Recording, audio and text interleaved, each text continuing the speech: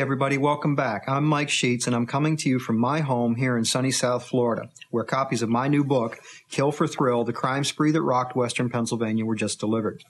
Today I'd like to take a few minutes to introduce the book and tell you a little bit about why I wrote it. In the winter of 1979, the tiny towns around Pittsburgh, Pennsylvania were devastated when two 21-year-old men went on a killing spree that lasted 7 days. During their bloody rampage, they killed 4 people, including Apollo police officer Leonard Miller. Shortly after Leonard Miller was murdered, police arrested Michael Travaglia and John Lesko for all 4 homicides. Even though both men confessed, were convicted, and sentenced to death in 1981, they are still on Pennsylvania's death row. As shocking as these crimes were, I was drawn to the case for a far more personal reason.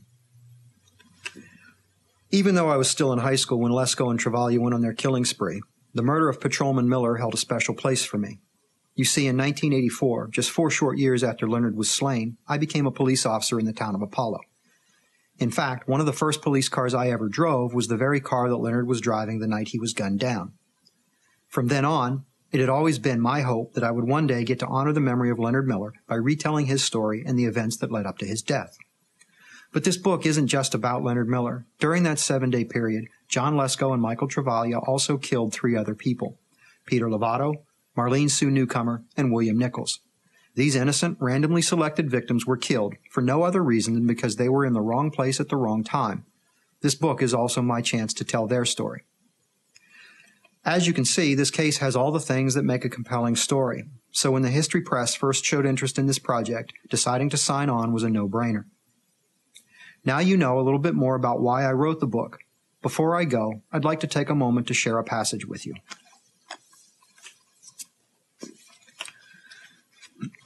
To the north, the glow of the city lights inched above the horizon. Michael sensed the nearness of his quest and goosed the sports car along. As he stared down at the yellow line, his thin lips curved into an evil smile at the thought of another robbery. The headlights pierced the darkness, quickly eating up miles of salt-stained highway. As they roared closer and closer to Apollo, the tension in the car rose to a palpable level. It made each gentle curve in the highway feel as if it were the hairpin of Monte Carlo. Then, almost as if Michael had willed it, the bridge appeared in front of them. The Apollo Bridge stretches fewer than 150 yards across the Kiskiminitis River.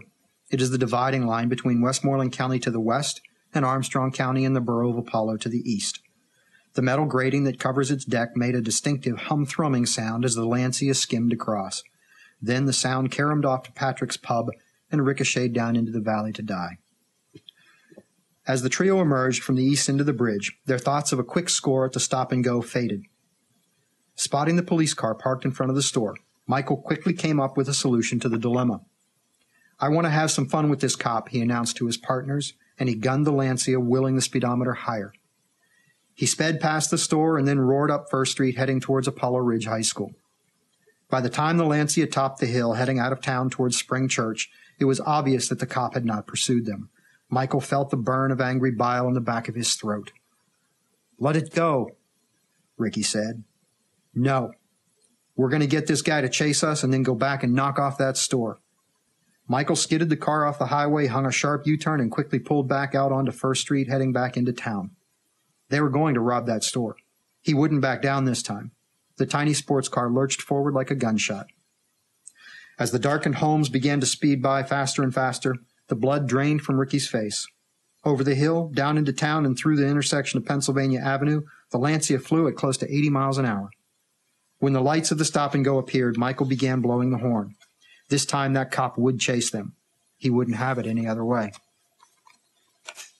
The car flew past the plaza and towards the bridge, and then, as they passed through the intersection, brilliant blue and red flashes ruptured the night air. Glancing in the mirror, Michael could see the piercing headlights of the police cruiser as it pulled out of the plaza onto First Street in full pursuit mode. Pushing the throttle harder, he sped back onto the bridge, heading into Westmoreland County. Ricky Rutherford looked nauseated and scared. He glanced first at Michael and then at John. As the tiny car rocketed across the bridge, John Lesko turned in his seat, leaned towards Ricky, and said, "Lay down in the back.